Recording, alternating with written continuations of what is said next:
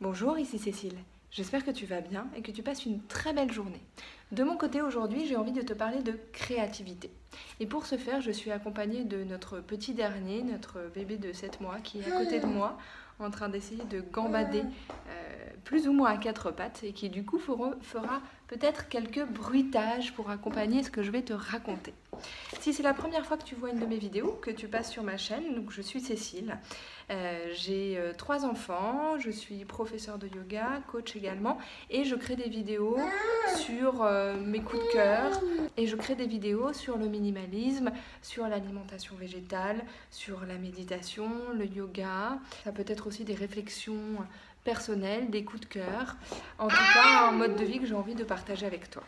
Et aujourd'hui, j'ai envie de te parler de créativité. De façon générale, la créativité, c'est un sujet qui m'est très cher, et en particulier, je viens de lire un livre génial sur le sujet de la créativité, et donc forcément, j'ai envie de t'en parler. N'hésite pas à liker la vidéo si c'est le genre de contenu qui t'intéresse, n'hésite pas à t'abonner, à commenter et puis à partager aussi. Et puis, moi je te remercie de partager ce moment avec toi. Donc, très récemment, plus précisément la semaine dernière, j'ai lu, enfin pas vraiment lu, je l'ai écouté via l'application Audible, un livre qui s'appelle Big Magic, qui a été écrit par Elizabeth Gilbert. C'est celle qui a écrit Eat, Pray, Love, Mange, Prie, Aime, il y a un bon moment déjà. Je crois que le livre existe aussi en français et qu'il s'appelle Comme par magie. Mais je vais vérifier et je vais te mettre le titre ici. Donc ce livre, c'est un livre sur le processus créatif et c'est un livre qui est écrit pour nous motiver à vivre une vie plus créative. C'est un livre qui dédramatise vraiment la créativité, c'est-à-dire que dans ce livre, l'auteur met le tricot, le jardinage sur le même plan que l'écriture, la peinture, le cinéma, la création d'entreprise. Enfin vraiment, on parle de créativité au sens large, c'est-à-dire produire quelque chose qui vient de nous. Et ne pas seulement reproduire quelque chose. Mais produire quelque chose, ça peut être n'importe quoi. Ça peut être tricoter, coudre, jardiner, cuisiner, écrire, peindre, créer un film, enfin, toute forme de créativité. Donc elle parle au début du livre beaucoup de bravoure parce qu'elle explique qu'en fait, choisir de mener une vie créative, c'est faire preuve de bravoure. De courage, parce que ça veut dire qu'il faut avoir le courage de mettre au jour les trésors que tu as cachés à l'intérieur de toi. Donc c'est un livre que j'ai écouté en anglais, donc je te fais une espèce de traduction à la Cécile. J'espère que tu m'entends, en tout cas notre petit s'amuse bien. Mais voilà, il s'agit vraiment de mettre à jour les trésors que tu as cachés à l'intérieur de toi. Et en fait... elle explique le fait qu'on a souvent peur en fait, de mettre au jour ce qui est caché à l'intérieur de nous. On a l'impression que c'est un risque. On préfère rester avec notre carapace. Et donc, c'est vrai que c'est une forme de courage et de bravoure. Elle explique que mener une vie plus créative, c'est mener une vie amplifiée, une vie plus grande. Parce que ça nous sort juste de notre petite boîte, de notre existence, où on ne fait que répéter... peut-être ce qu'on nous demande ou ce qu'on doit faire autour de nous. Et elle pose la question dans le livre de ce qui nous fait peur, de quoi est-ce qu'on peut avoir peur et ce qui va nous empêcher d'être créatifs. Alors elle te cite plein de choses, je sais pas, la peur de l'échec, la peur d'être ridicule, la peur de ne pas réussir à finir ce qu'on a commencé, la peur qu'on peut avoir si ce qu'on exprime n'est pas bien ressenti par notre entourage, la peur de ce que nous renvoient les autres. Et puis finalement, en fait, elle t'explique qu'on s'en fiche. Enfin, malgré ces peurs qui peuvent être naturelles, il faut quand même avancer. Et la peur, elle peut nous accompagner. D'ailleurs, elle va sans doute nous accompagner tout au long du processus. Mais elle ne doit pas avoir le droit de vote. C'est pas elle qui doit prendre les décisions dans l'histoire. Autrement, on ne fait rien, en fait. Autrement, on ne peut pas être créatif. Donc, ok pour avoir peur, mais ne laissons pas la peur prendre des décisions à notre place. Et puis, au lieu de voir la créativité comme quelque chose qui doit forcément être énorme et qui va nous faire, un travail gigantesque et qui va en plus nous faire souffrir, est-ce qu'on ne peut pas simplement coopérer avec la créativité ? Juste accueillir les idées. Il y a une idée qu'elle explique dans le livre que j'adore, qui est l'idée, le concept. On va y avoir beaucoup de fois le mot idée dans cette partie. Mais elle explique que les idées sont... comme des flux d'énergie qui vont chercher un canal pour être exprimés. Les idées... Attends, je lui donne un jour. Les idées cherchent des gens qui vont les exprimer en fait dans le monde, qui vont leur permettre d'exister. Et du coup, pourquoi est-ce qu'on ne les accueille pas et pourquoi est-ce qu'on ne les suit pas? Parce que finalement c'est beaucoup plus simple, on n'a pas besoin de se dire que oh là là, il faut que nous on produise une idée de génie pour être créatif. Non, on peut simplement accueillir les idées qui nous viennent et peut-être les explorer, et c'est ça en fait la créativité. D'ailleurs elle t'explique que, alors je crois que c'est dans la Grèce antique, on considérait que les idées, le génie créatif c'était un démon extérieur à l'être humain.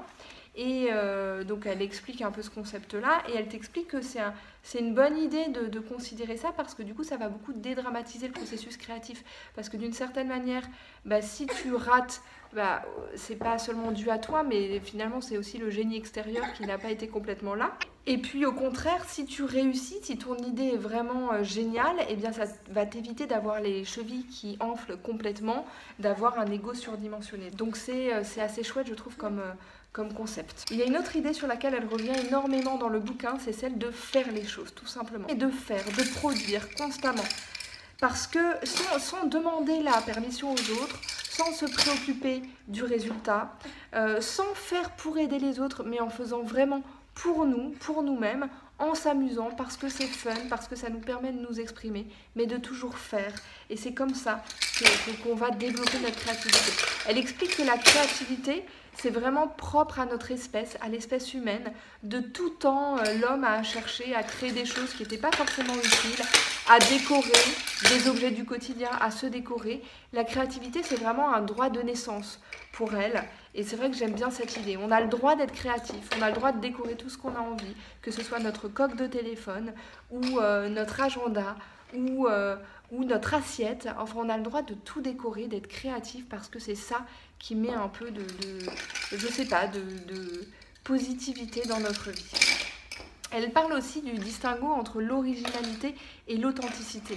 Et elle explique que l'authenticité, quelque part, pour elle, et je suis tout à fait d'accord avec ça, c'est beaucoup plus important que l'originalité.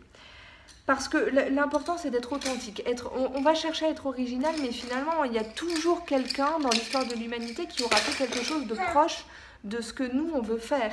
Vouloir être complètement original, ça peut peut-être arriver, mais c'est quand même un peu vain. Ce qui est important, c'est pas que la chose qu'on veut faire ait déjà ou jamais été faite, c'est de la faire selon notre authenticité, avec ce qu'on a nous à l'intérieur de nous. C'est ça l'important. Et aussi parce qu'encore une fois, on s'en fiche quelque part du résultat et on s'en fiche de la façon dont ça va être reçu, même si ça peut nous toucher évidemment, mais dans le fond, c'est pas ça l'important. L'important, c'est de pouvoir exprimer notre créativité. Elle explique aussi que quand on se plaint, quand on adopte une attitude négative, où on est un peu dans une espèce de souffrance autoconstruite, on effraie l'inspiration, on effraie les idées. Et c'est important, autant que possible, d'essayer de rester positif, parce que c'est comme ça que d'une certaine façon, on attire les idées et l'inspiration. Elle explique également qu'il ne faut pas mettre de pression sur la créativité, il ne faut pas forcément essayer d'en vivre, alors si on peut en vivre, tant mieux, c'est génial, mais encore une fois, c'est pas ça le sujet de la créativité. Si on doit faire autre chose à côté dans notre vie pour vivre, pour gagner de l'argent, c'est très bien, c'est pas un problème, ça ne nous empêche pas d'exprimer notre créativité à côté de ça.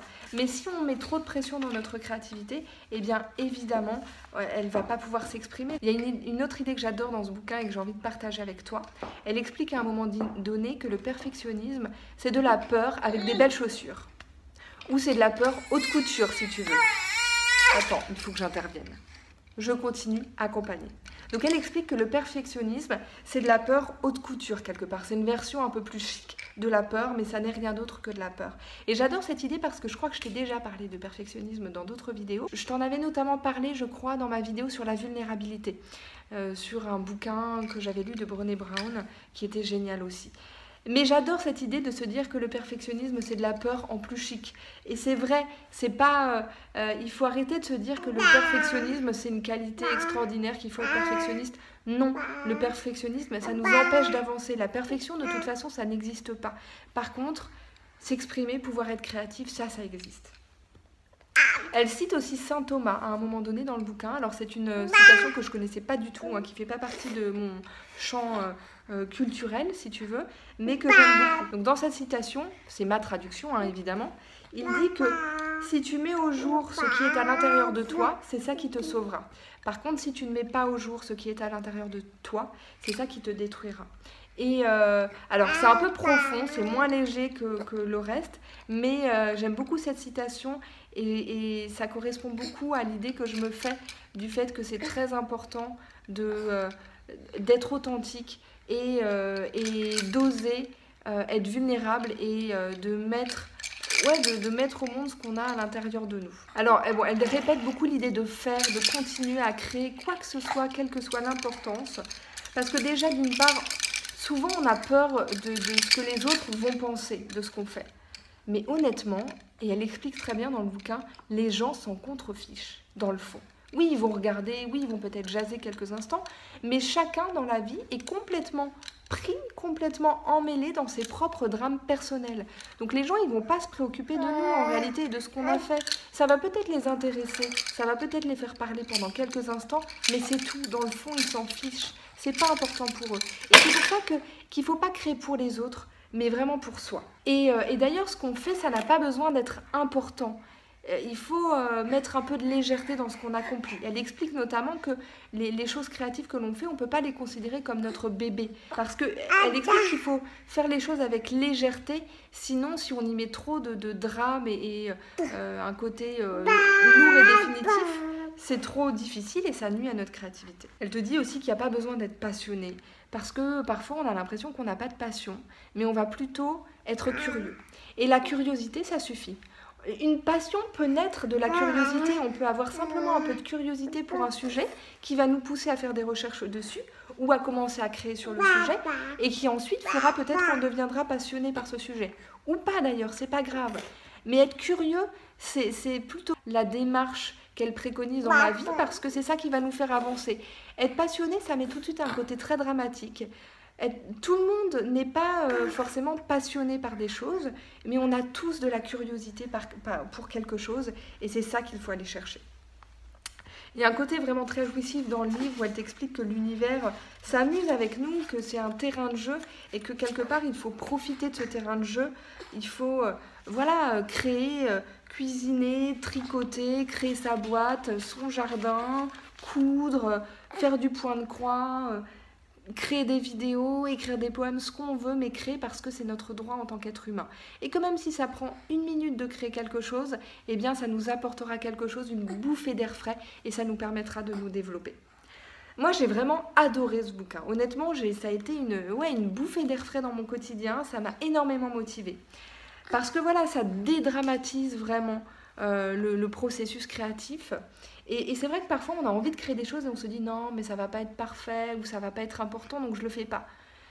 Mais pourquoi est-ce que ça devrait être parfait ou important? Il n'y a pas besoin que ce soit parfait ou important. Il y a juste besoin que ça existe. Parce que déjà en offrant une existence à cette idée, eh ben nous ça nous fera du bien et puis on ne sait jamais, ça pourra peut-être aussi servir à quelqu'un. Donc créons. J'aime aussi la simplicité qu'elle adopte dans ses explications, la façon dont elle met le tricot ou le jardinage sur le même plan que l'écriture ou la peinture ou le cinéma. Parce que c'est vraiment la démarche de créer qu'elle met en avant ici. Et ça, je trouve ça génial parce que du coup, c'est pas prétentieux, ça dédramatise le truc et ça met la création à notre niveau. C'est pas nous qui avons besoin de devenir des êtres différents et extraordinaires pour créer, c'est croire et voir que la création est à notre portée à tous en tant qu'être humain. J'adore aussi cette idée que c'est notre nature et notre droit en tant qu'être humain de créer et que ce qu'on fait n'a pas besoin d'être important. Donc ça, je te l'ai dit, je te le redis encore une fois, mais pour moi c'est crucial parce que c'est vrai que tu vois, quand je procrastine, ça peut être parce que j'ai l'impression que ce que je vais faire ne va pas être assez bien. Et encore une fois, on s'en fiche. Moi, quand je lis ce livre, tu vois, j'ai vraiment l'impression que celle qui me parle, puisque en l'occurrence, en plus dans la version lue en anglais, c'est elle qui lit. Et bonus, elle a une très belle voix, très agréable, et du coup, les intonations sont géniales. Mais tu vois, j'ai un peu l'impression que c'est Maître Yoda avec une combinaison bariolée et qui ferait du skateboard devant moi, tu vois. C'est un côté... Il y a une grande sagesse dans ce qu'elle dit et en même temps, c'est fun, c'est poétique, ça donne envie, ça motive, enfin c'est vraiment sympa. C'est une bouffée d'énergie, tu vois, c'est un peu comme un feu d'artifice sans les acouphènes, ou alors comme un Woody Allen sans la déprime, ou plus sérieusement comme une tablette de chocolat sans l'esclavage des enfants, tu vois, enfin ça fait du bien, c'est sympa. Attends, parce que moi, mon petit, là, il veut autre chose, apparemment. Mais voilà, c'est vraiment un bouquin qui fait du bien. Donc moi, j'ai envie de te dire maintenant, eh bien, allons créer tous quelque chose, des choses pas importantes, peut-être, des choses qui ne seront pas parfaites, sans doute, mais des choses qui vont nous permettre de grandir sans qu'on s'en rende compte, qui en tout cas vont nous rendre plus humains et qui permettront de nous réaliser en tant qu'être humain. Voilà, j'avais envie de partager ce bouquin avec toi. Je vais te mettre le lien de la version anglaise et française en dessous. La vidéo n'est pas du tout sponsorisée par Audible, hein, bien évidemment. Je ne sais pas s'il est nécessaire de le préciser, mais voilà, c'est juste que j'ai un abonnement à cette application et que c'est vrai que je l'apprécie beaucoup. Et là, en l'occurrence, ça m'a permis d'écouter ce livre dans les transports et en plus avec la voix de l'auteur. Et ça, c'est vraiment cool. Mais c'est surtout le contenu de ce bouquin qui est génial. Je t'encourage à le lire si tu veux. Et en tout cas, par-dessus tout, je t'encourage à créer ce qui te fait envie. N'hésite pas à partager avec moi dans les commentaires ton point de vue sur la création ou sur la créativité. Ou toi, ce que tu fais pour être créatif. De mon côté, tu te rappelles ou pas, hein, parce que je ne sais pas si tu as vu cette vidéo-là, mais que un de mes objectifs pour cette année, c'est d'arriver à écrire tous les jours. Pour le moment, je n'arrive pas encore à écrire tous les jours. J'ai pas réussi à réimplanter ça puisque je le faisais auparavant, mais je vais y arriver au fur et à mesure de l'année et ça me donne un coup de boost de motivation. Alors moi il se trouve qu'écrire c'est quelque chose qui me plaît beaucoup, mais encore une fois la créativité ça n'a pas besoin d'être l'écriture, ça peut être n'importe quoi qui nous plaît. Ça peut être créer des soupes ou ça peut être dessiner sur un agenda. En tout cas, moi je t'encourage à suivre ton cœur, à laisser ta créativité s'exprimer, ton authenticité aussi. Voilà, je vais aller jouer avec ce petit bonhomme. Je te souhaite une très très belle journée. N'hésite pas à t'abonner, à liker, à commenter. Moi je te dis à très vite. Profite bien de ta journée, prends soin de toi et des gens autour de toi. Et moi je t'embrasse.